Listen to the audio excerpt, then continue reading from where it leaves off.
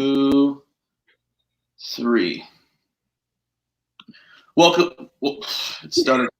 Welcome in to episode 89 of the Missed Call Podcast. This is Cub Wood here with Sauce Sartori, and to kick off Women Athletes Month, we have Chicago Bandits catcher Gwen Svekis.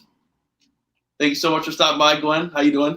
Thanks for having me, you guys. I'm excited to be on. Excited, episode 89. What a trip. What a trip. What a treat. This is going to be a lot of fun. This is something that, we've been anticipating. We're very excited for this because I hear you're quite the comedian. Oh, you did?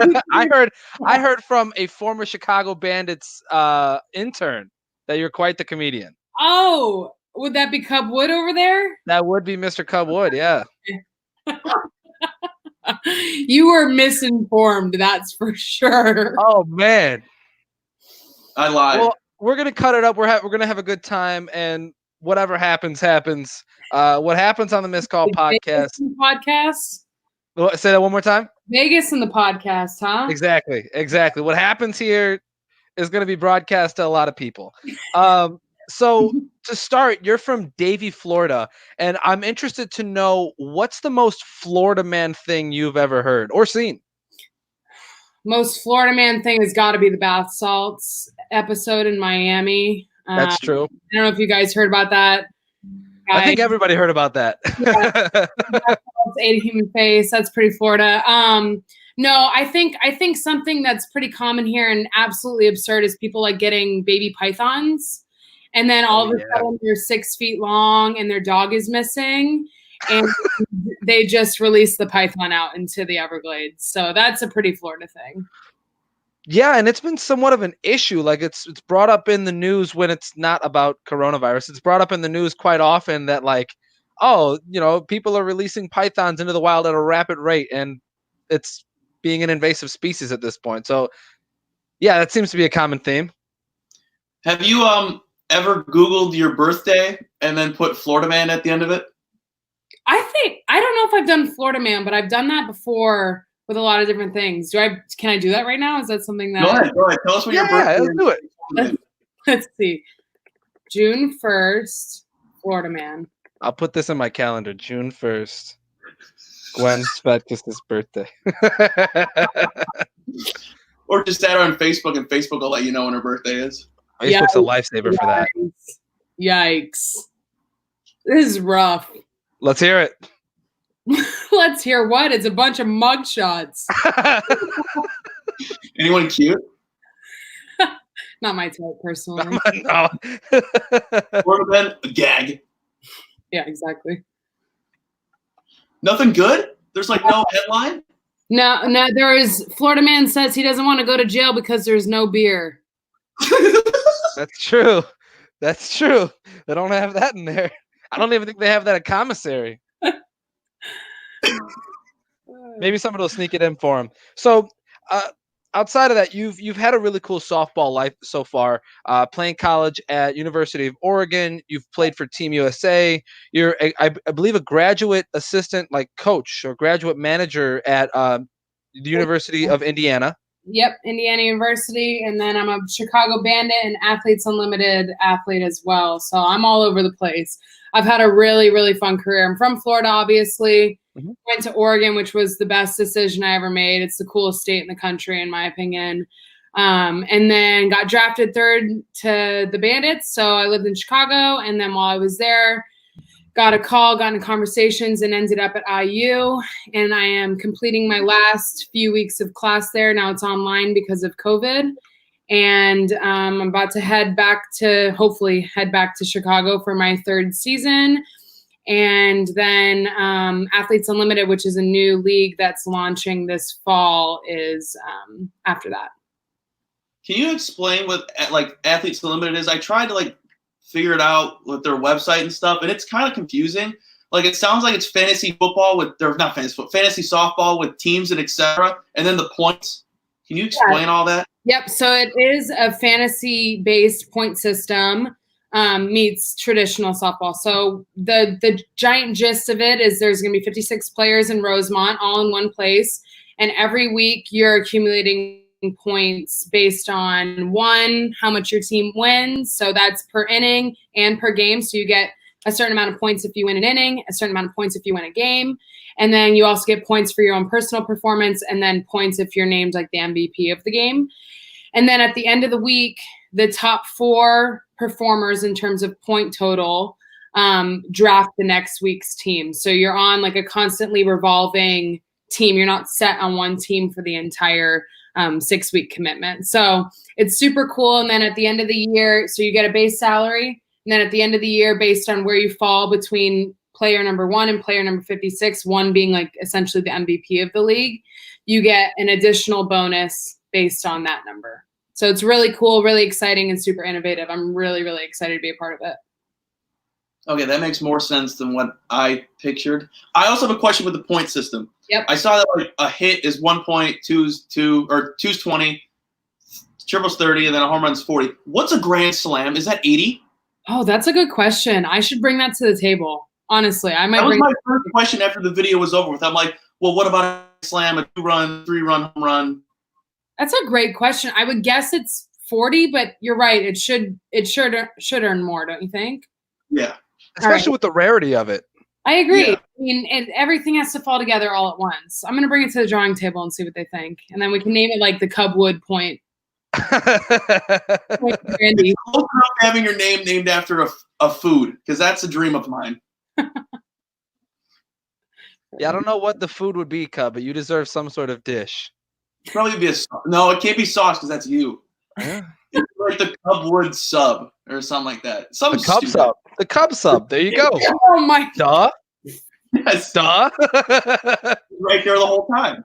Yeah, Gwen, I think it's interesting though. The Athletes Unlimited. It's an incentive-based league, which is something that we haven't really seen before. But I also think it's interesting too that you get to compete both in the NPF, the National Pro Fast Pitch, and then you also get to compete in Athletes Unlimited, which is something that isn't offered to other athletes, other professional athletes. Yeah. The ability to play in 2 different leagues.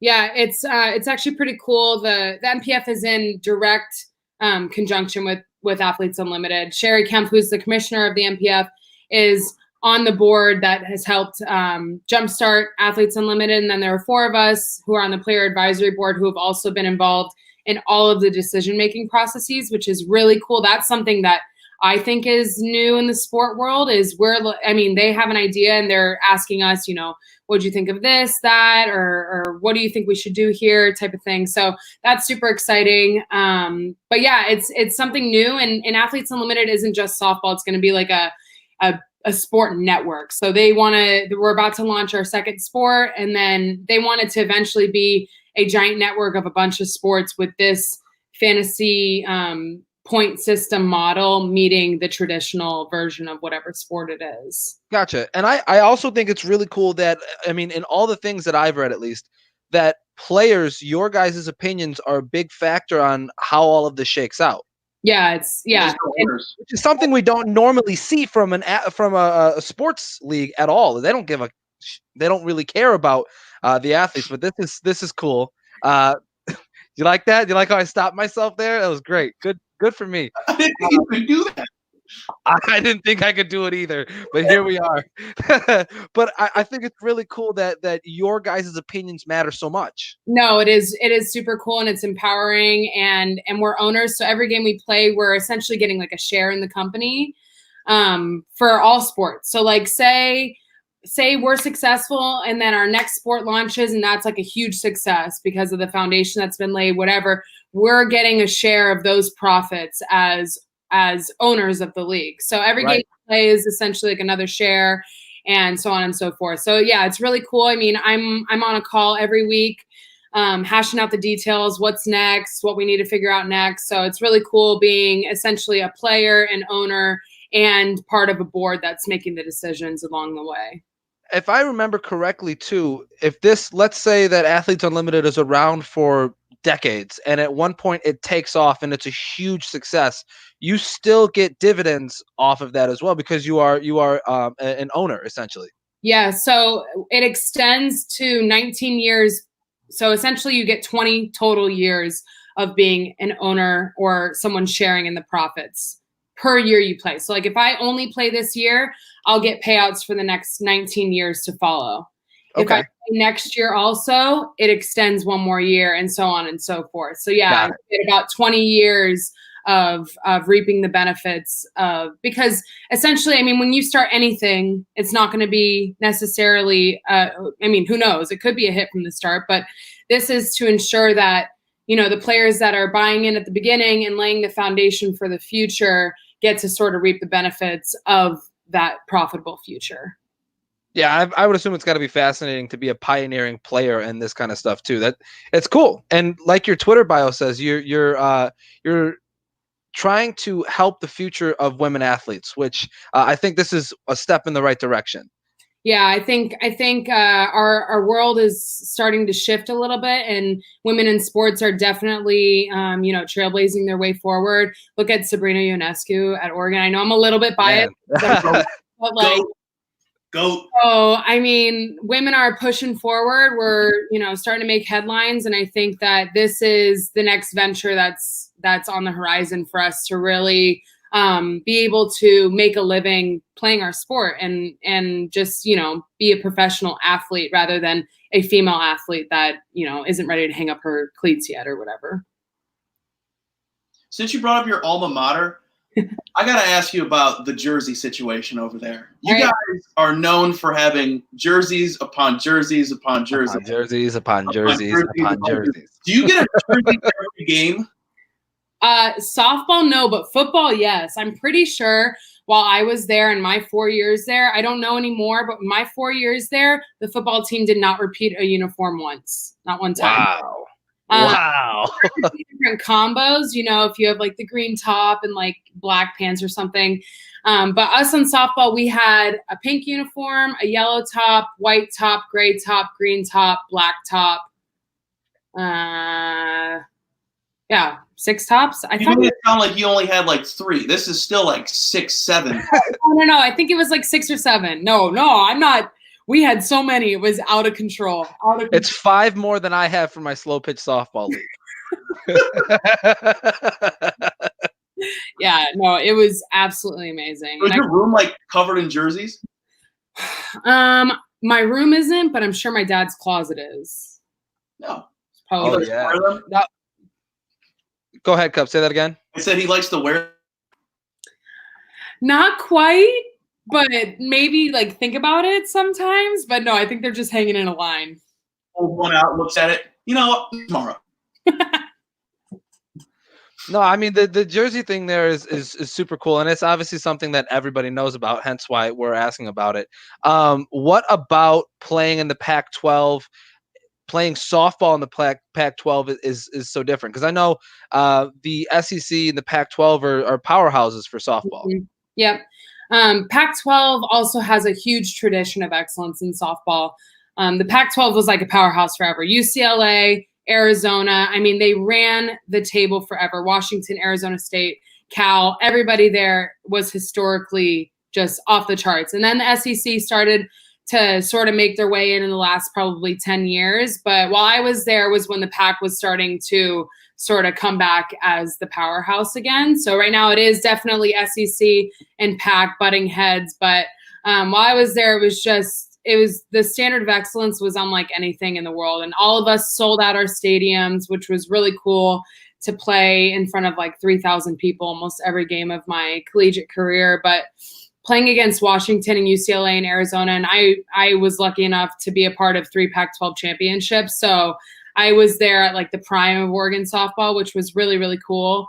But I mean, I don't even know if there's a description for it. The elite talent that was in the Pac-12 and is currently in the Pac-12 is, I mean, it's unmatched. If you look at the teams that make it to the World Series, it's like, yes, SEC's there. Yes, the Big 12's there. Maybe every now and then the ACC sneaks in or the Big 10 sneaks in. But the Pac is like, the Pac gets there and you know that they belong there. So it was really cool. I'm really, really happy I took myself out west and played in the Pac.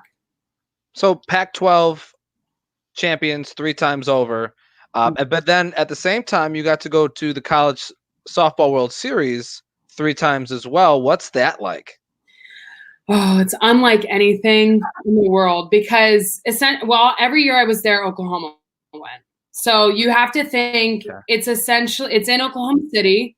So it's essentially playing in front of Oklahoma at home. So every time you went, nobody was there for you. Like you had your little family or section where it's like a little sea of like 200 green people. And then it's like 15,000 people in every other color. Mostly red. Yeah, exactly. Yeah. A sea of maroon. Yeah. So I always thought playing in Jane Sanders Stadium at Oregon was electric because it was 3,000 fans that wanted you to win. So every time our team was like slacking in energy or anything, our fans were absolutely nuts, off the chart crazy. So it was like so easy to play at home because our fans would take over the energy and we'd just play the game and win. But you go to Oklahoma City and all of a sudden it's hot.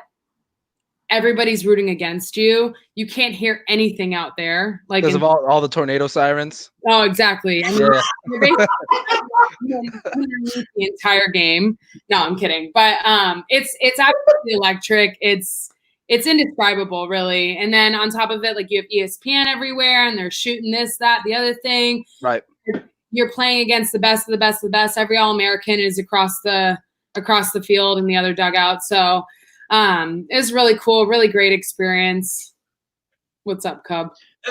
That's something I wish I could experience as a fan because DePaul, they win the Big East every year for softball, and like no one goes to those games. I'll go, but like no one really wants to go.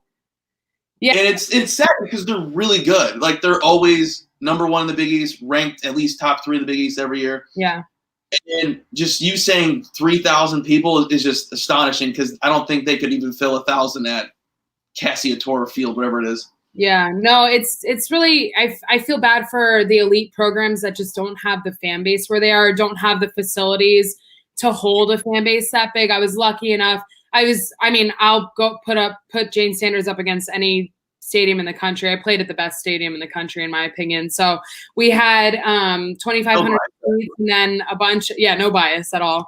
And then standing room as well. So arguably, you've been to our Bandits games. I played in front of more fans at Oregon than I did as a professional athlete as a Bandit.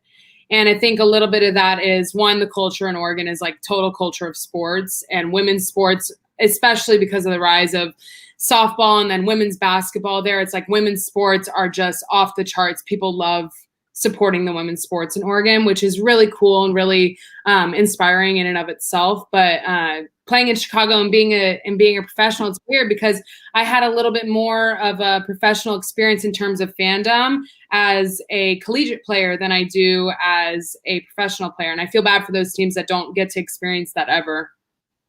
Does it bother you that your college career had more fans than your professional?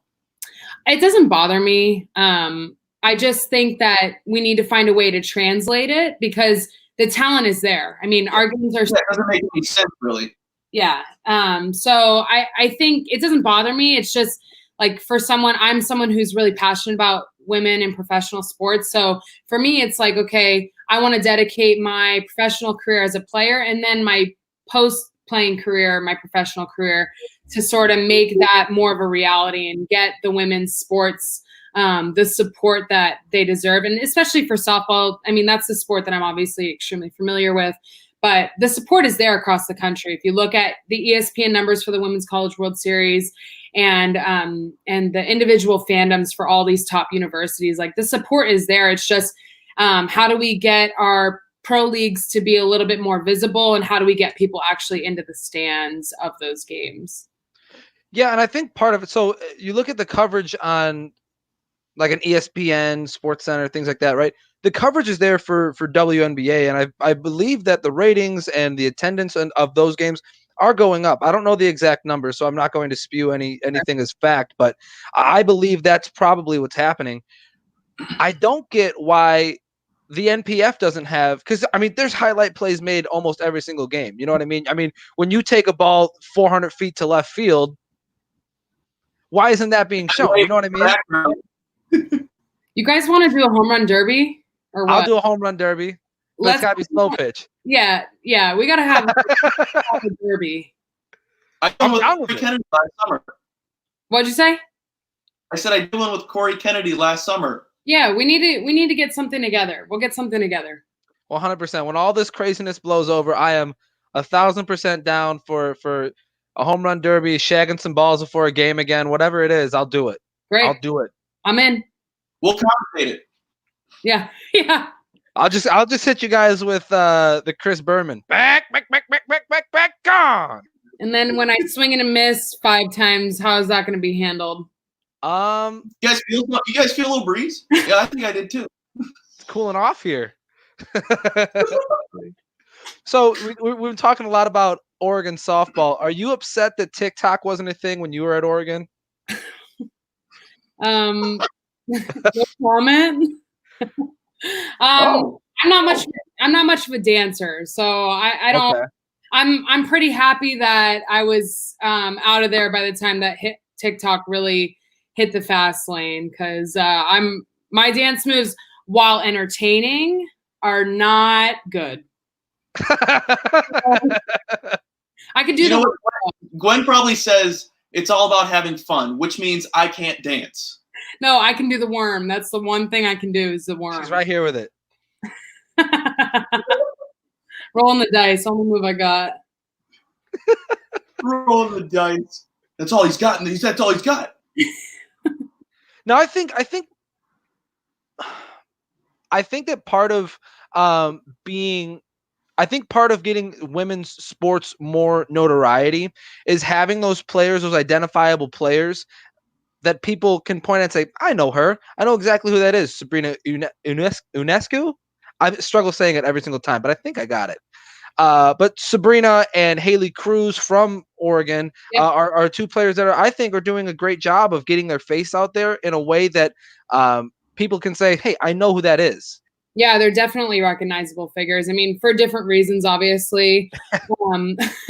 It depends what avenue you're going. You know, I'm the biggest Sabrina fan on the planet. If you look at my Twitter, it's like everything Oregon women's basketball. So I am just her biggest fan. I can't wait to see where her career takes her. And I'm going to follow her to the ends of it. But yeah, I mean, trailblazers in women's sports are trailblazers, period, end of story. So I think I think the more you get the recognizable names, and people can say, oh, like I tell people I go to Oregon, or I went to Oregon, I played softball there, and like, oh my gosh, do you know Haley Cruz? And I'm like, yeah, she was my roommate my senior year. So so I think it's cool. I think it's cool that there's the recognition of names, and I support women no matter what. So I'm really excited, especially for Sabrina. I mean, Sabrina is like you guys said, she's like more amazing. She's a badass. Like, she's whatever. I mean, she's just so cool. So you're right. I think that it's the start,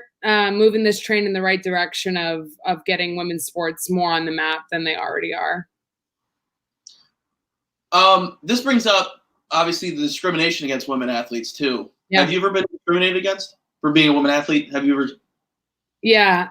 Yeah, for sure. I think every female that's ever had anything, out in the public where it actually reaches any places has felt some form of discrimination. The common ones: get back in the kitchen, no one cares, make me a sandwich, like things like that. It's like, my thing is, like, at least make it a good comeback. Like, say something funny. Like, I'm tired of you telling me to go clean the bathroom and make you a sandwich. Like, at least say something that's, That's what we say. Because if you look at the ESPN comments, that's all it is. It's ridiculous. And like, I just think it's funny because these are people that are sitting on couches behind a computer.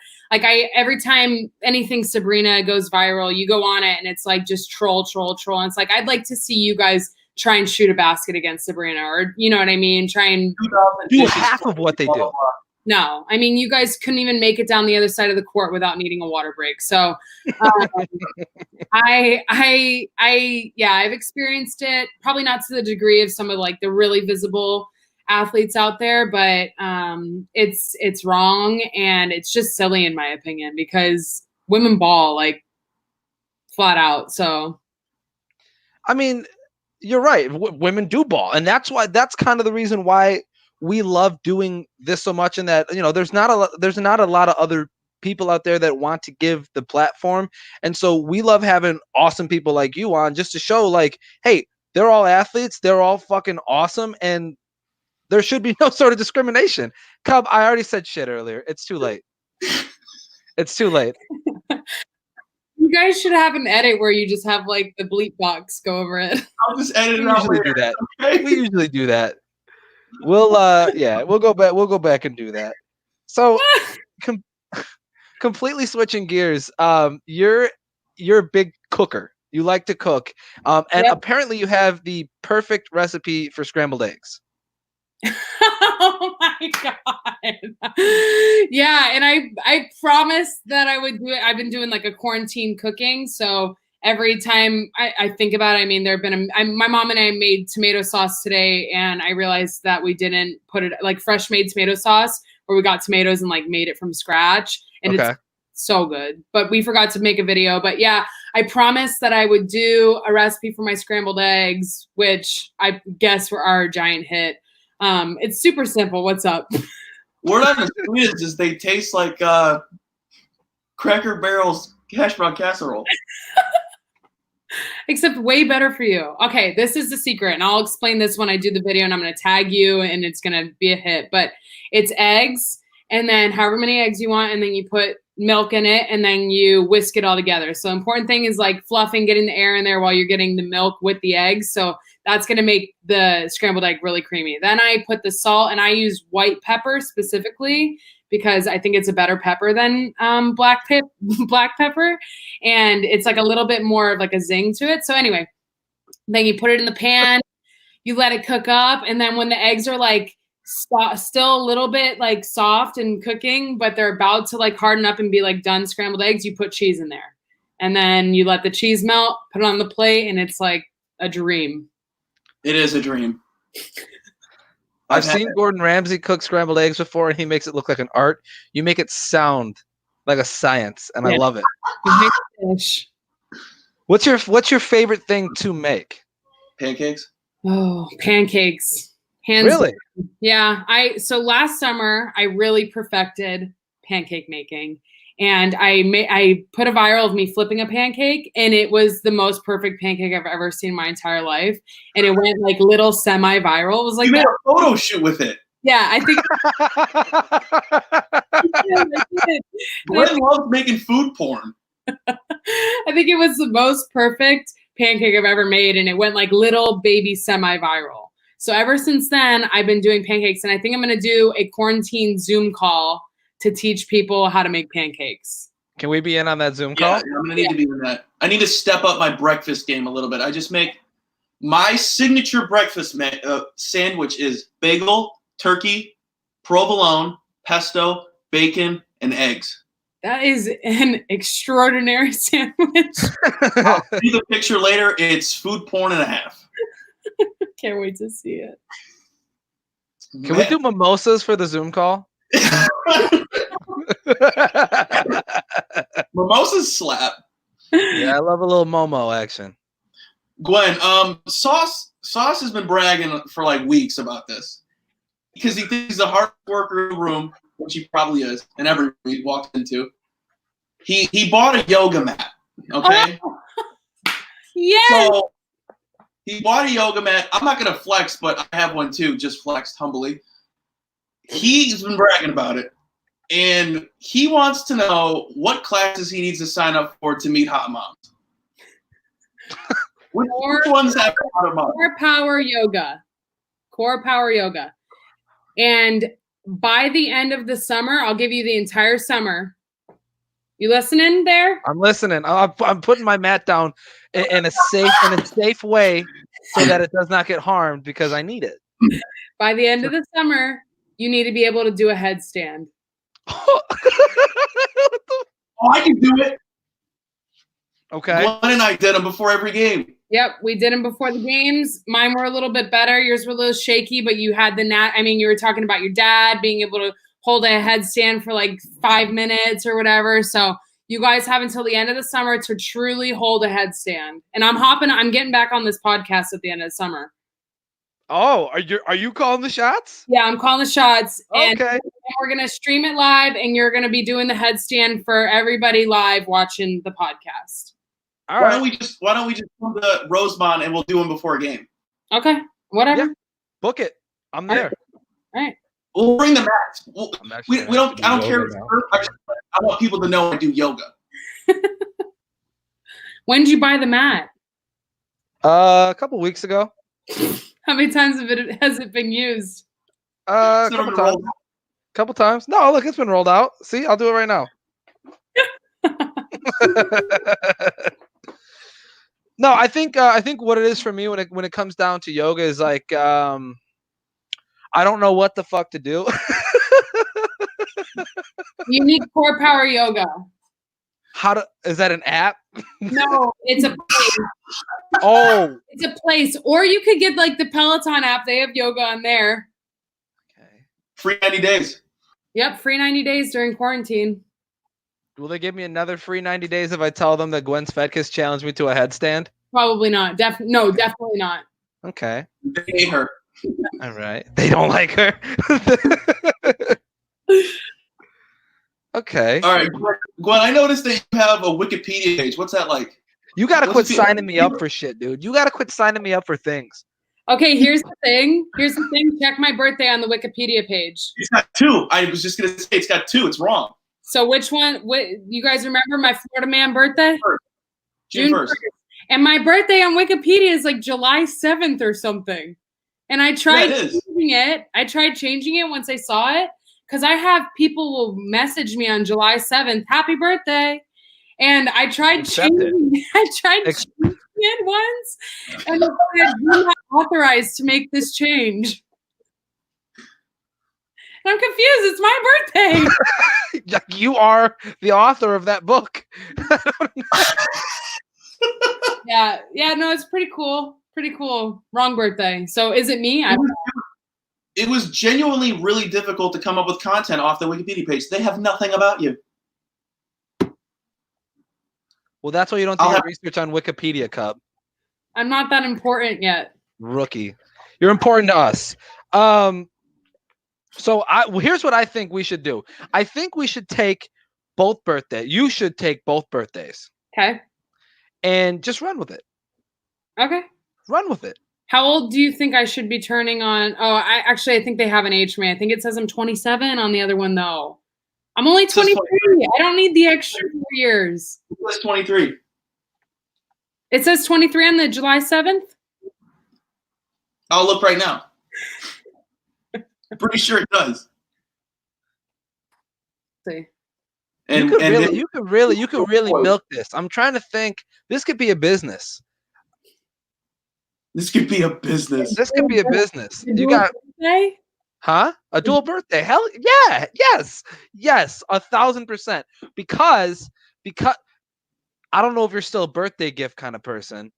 That's what I was thinking too. But they have this thing on Amazon where you can request the things that you want, and you could just put that link in your Instagram bio, and then who knows what happens.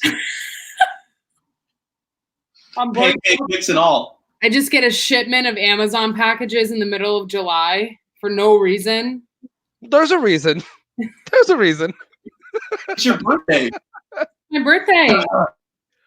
Honestly, let's let it keep going and make that Amazon registry, and let's see what happens on July 8th. Okay. Because I'm willing to bet if you put that in your bio, someone's gonna see it. Someone's gonna send you a whisk. Okay. Pancake making whisk. I think we did it. She's gonna get a crap ton of stuff July 7th. Oh man, I'm sending her a whisk. From the call boy. Here's a whisk. A whisk and a yoga mat. Ridiculous. Oh, I'll take the yoga mat. What color? What color? I'm orange. Open. Equal opportunity. Equal opportunity for all. Wow. Look at you. Good stuff. All right. So another thing that we're curious of. Okay. What if you're texting back and forth with somebody? What's the worst response you could get that is only in emojis? Oh. Do you know what I mean?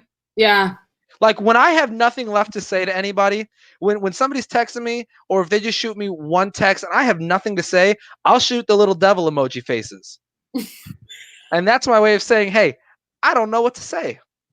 I usually just like, because you know the new feature where you can like, laugh, emphasize, that's usually how I end it nowadays. Okay. It's really nice. You can just, or on Instagram, when someone DMs you, you just double tap and you're done with it, you know, and it's not rude. You acknowledge that it exists, all that jazz. But I think that the most awkward is like if someone just sends a laughing, crying face to something and it's like awkward because like, funny.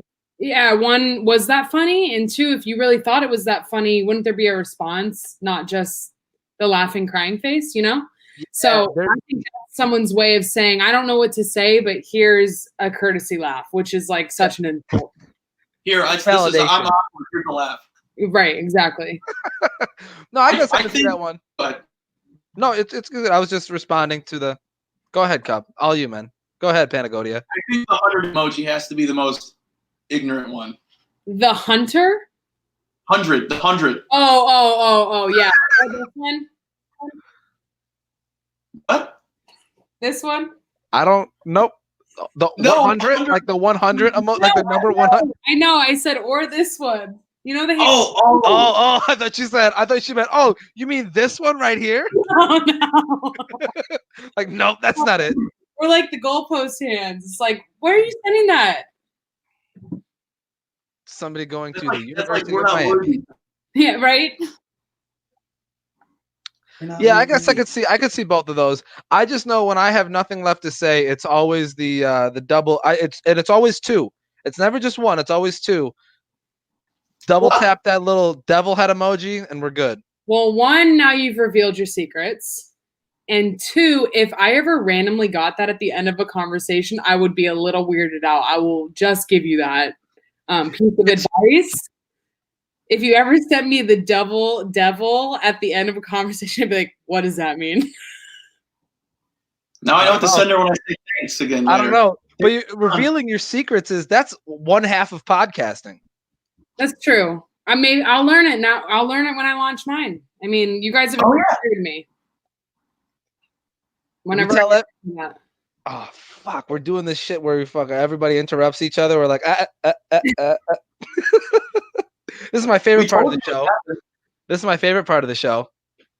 Well, and it usually happens when we gel with somebody and we get going, and now we all have something to say. And it would work great if we were in person, but since we're doing this from Chicago and Joliet and beautiful Florida, I did that backwards, but you get what I'm talking about.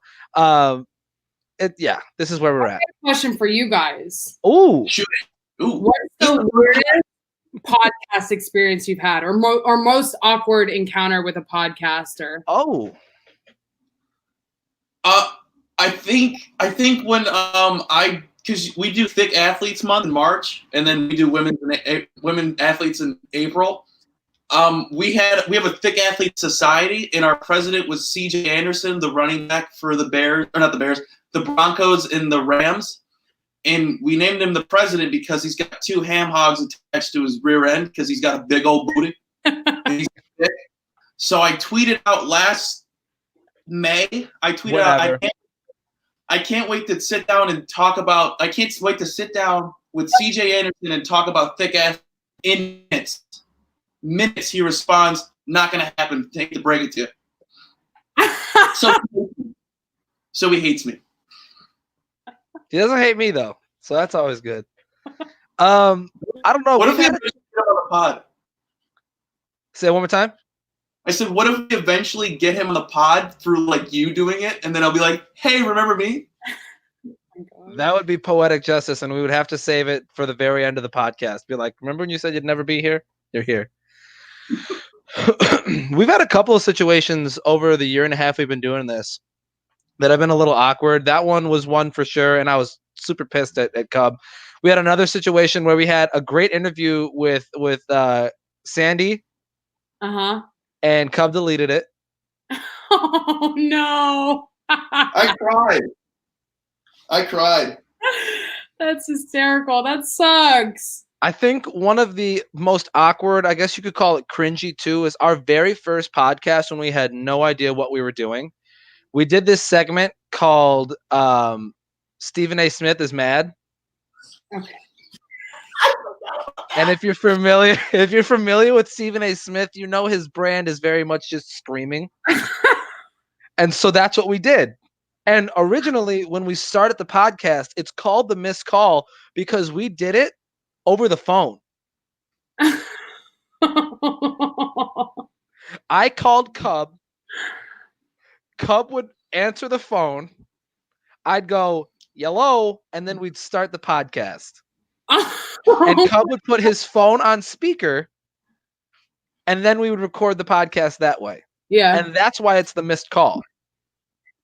But it's also a double entendre for like you missed like a umpire missed a call or whatever. But yeah, that's probably one of the more awkward, cringy, embarrassing things that we've done is this Stephen A. thing that we did over the phone that sounded god awful. God. Yeah. I'm glad I asked that. What now you have the dirt. Sauce, what's our most awkward guest? Oh man, I don't want to say that we've had awkward guests because obviously we appreciate everybody who comes on. I don't want to ostracize anybody, but some people get it and some people don't get it when it comes to like podcasting. Like you've listened to a podcast before, where it's like, this is kind of dry. Yeah. Right. Sure. And some people either buy into it and are open to opening themselves up, right, or they don't. And I'm not going to name anybody specific, but because everybody's opinion is different. But the people who aren't okay with coming on the podcast and being completely open, that's where things get a little awkward because then you're kind of like poking at things and you're trying to get things to come out that aren't going to come out. Kind of like you, Gwen. Oh, great. Good. Memorable in some way. No, I'm messing with you. This has been a great experience and an awesome way to kick off Women Athletes Month. Cub, is it time for our sponsored question? Gwen, we got sponsored a couple days ago. This is huge. What? Big feet. Yes. The See Us movement. See Us movement. For 4 episodes. Oh my gosh, that's awesome. Yeah. So now question. Okay, hit me with it. So this is the See Us movement question of episode 80, whatever. Your 89. Twitter 89. Look at you remembered. But as I said earlier, your Twitter bio says that you're changing the future for women in sports. Yep. On top of being in Athletes Unlimited, on top of being just an awesome ball player for so many young girls to look up to, can you talk about some of the other things that you're doing to help change the world for female athletes?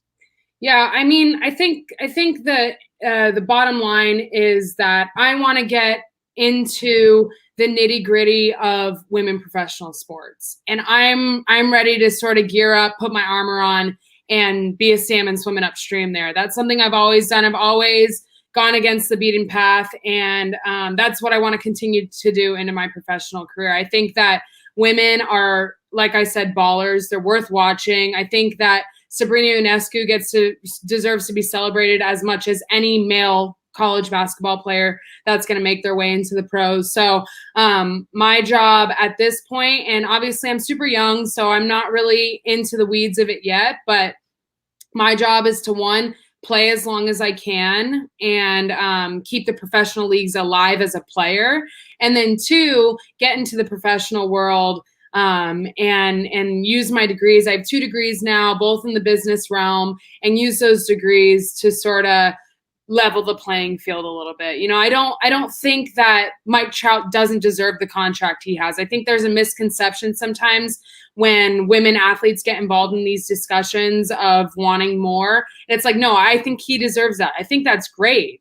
I think that there are some athletes on the softball level that are that caliber in our sport and deserve to be recognized as such. So my job, my ultimate goal in my entire professional life will be to make it so that women can play sports for a living and not need a supplemental job, or the fact that you can go have a kid and come back and still play if you put in the work to do so. So That's my ultimate goal. And I'm lucky enough, I've been in the right place at the right time in my life to get to the next step. And with Athletes Unlimited, being on the ground floor of that, being on the player advisory board and being in the background of all those business conversations and getting this league off the ground and moving has luckily propelled me towards being able to do that for the future of women in sports. So that's my goal. And like I said, I'm going to dedicate my life to making that a reality for women. That's dope. That's amazing. Go off, sis. Yeah, exactly. We had a segment last year called "Go Off Sis," and that would probably fall under the category of "Go Off Sis." Go off, oh, queen. She's snapping in a Z formation. Gwen, thank you so much for joining us to kick off Women Athletes Month. This has been phenomenal, and we'll get to the yoga challenge at the end of the summer. I'm going to try my hardest to do a headstand. This is part of the long tradition of Cubs signing me up for things that I may or may not be able to do by the time I'm supposed to do them.